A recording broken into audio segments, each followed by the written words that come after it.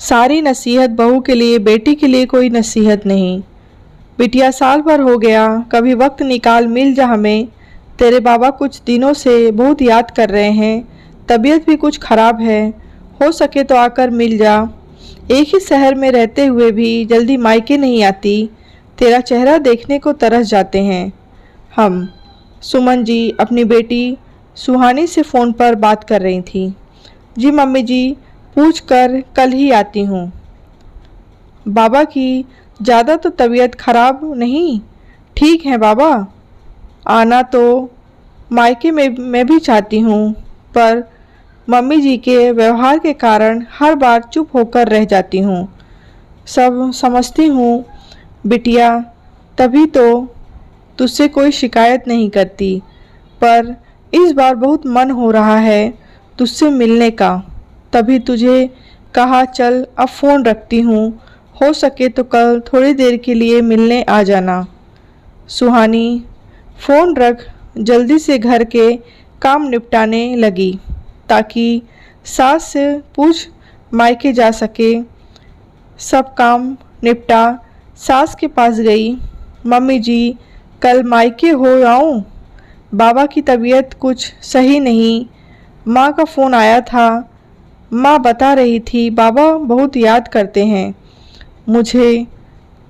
बहू ससुराल ही असली घर है तुम्हारा, खुद भी समझ लो, अपने माँ बाबा को भी समझा देना। शादी के बाद इतना अधिक मायका मोह सही नहीं है ना। तुम्हारे माँ बाप को तुम्हें मायके छोटी छोटी बात पर बुलाना चाहिए। वैसे कल मायके जाकर मिल भी आना, साथ ही समझा भी आना कि तुम्हें मायके बुलाने के लिए फ़ोन न करें। सुहानी सास की नसीहत सुन चुपचाप सास के कमरे से बाहर आ गई। सास का जवाब सुन बुरा तो बहुत लगा, पर सुहानी ने वक्त पर निर्णय छोड़ दिया। कुछ महीने बाद सुहानी रसोई में काम कर रही थी। सुहानी की सास डाइनिंग हॉल में बैठे अपनी बेटी से फ़ोन पर बात कर रही थी। जैसे ही सास ने कहा, बिटिया तेरी याद आ रही है, आकर मिल जा।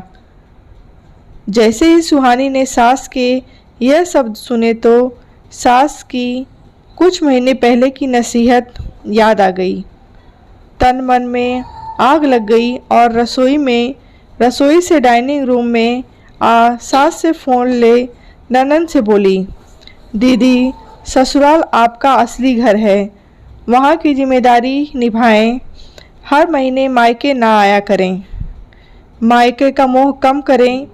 मम्मी जी को भी कहें बिना बात के आपको ना बुलाया करें। कह फ़ोन काट दिया। बहू ये क्या बदतमीज़ी है, तुझे बड़ी से बात करने की अकल नहीं। बड़ी ननद है, इस घर की बेटी है, जिसके साथ तूने इस तरह बात की, आने दे सुहास को तेरी हरकत बताती हूँ।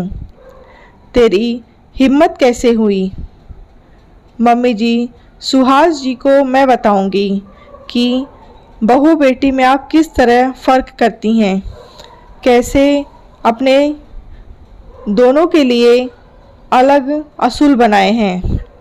मम्मी जी नसीहत देनी तो आसान होती है, पर खुद अमल करना मुश्किल।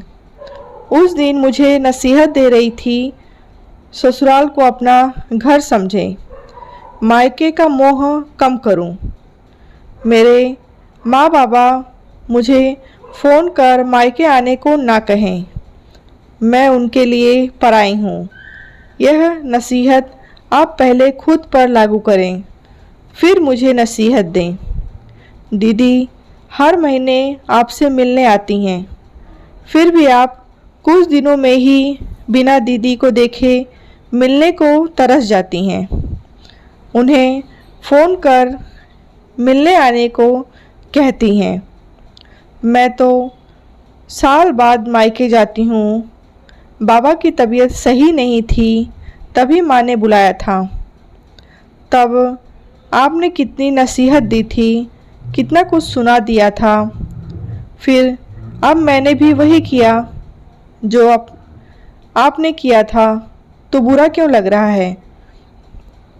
अगर मम्मी जी नसीहत देनी है तो पहले उस पर खुद भी अमल करें, कह सारी मन की भड़ास निकाल सुहानी शांत मन से सास को निरुत्तर कर अपने कमरे में चली गई।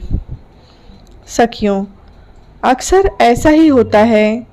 बहू को मायका मोह खत्म करने की नसीहत ससुराल में दी जाती है, जबकि सास खुद बेटी मोह कभी कम नहीं करती। कहानी आपको कैसी लगी है कमेंट बॉक्स में बताएं। कहानी अच्छी लगी हो तो लाइक करें, शेयर करें।